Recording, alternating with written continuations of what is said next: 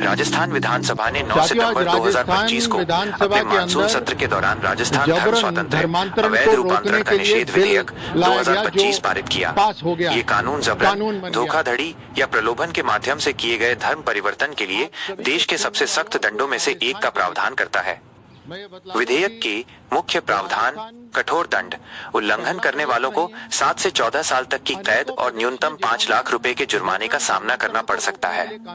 सामूहिक धर्म परिवर्तन या बार बार अपराध करने पर सजा 20 साल से लेकर आजीवन कारावास तक हो सकती है। साथ ही 50 लाख रुपए तक का जुर्माना लगाया जा सकता है। पूर्व सूचना, स्वेच्छा से धर्म परिवर्तन करने के इच्छुक किसी भी व्यक्ति को अब जिला कलेक्टर को 90 दिन पहले सूचना देनी होगी।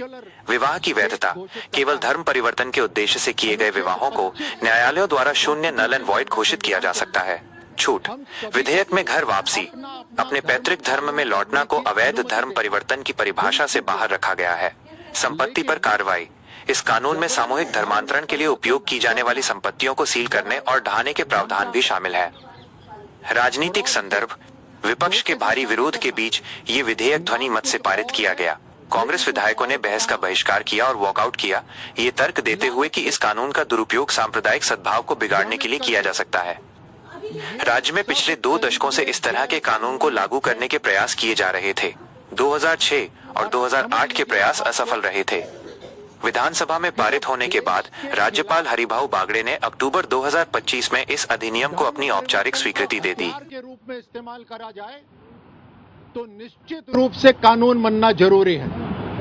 लोगों को बहकाना, भ्रमित करना, डराना, धमकाना और फिर धर्म परिवर्तन करना, इसके अंदर सबसे बड़े दोषी वो संस्था हैं। और इसी कारण से ऐसी सभी संस्थाओं के ऊपर जबरदस्त कानून काम करेगा। उनकी जो प्रॉपर्टी है वो जब्त होगी और उनकी जो बिल्डिंग्स हैं वो ध्वस्त होंगी। कांग्रेस कह रही है कि राजस्थान में इतने कड़े प्रावधान क्यों देश में बाकी राज्यों में भी आया लेकिन यहाँ इतना कड़ा। मुझे अचंभा नहीं कि कांग्रेस के पास आज कोई तर्क नहीं था सिवाय चिल्लाने के। आप देखिए विधानसभा की जितनी भी रिकॉर्डिंग्स हैं, केवल चिल्लाना, और चिल्लाना इसलिए क्योंकि उनके जमीन के नीचे से उनकी राजनीतिक जमीन खिसक रही है। उनका वोट बैंक जो बनाने की कोशिश हो रही थी, उस पे देश की जनता ने, राजस्थान की जनता ने रोक लगा दी।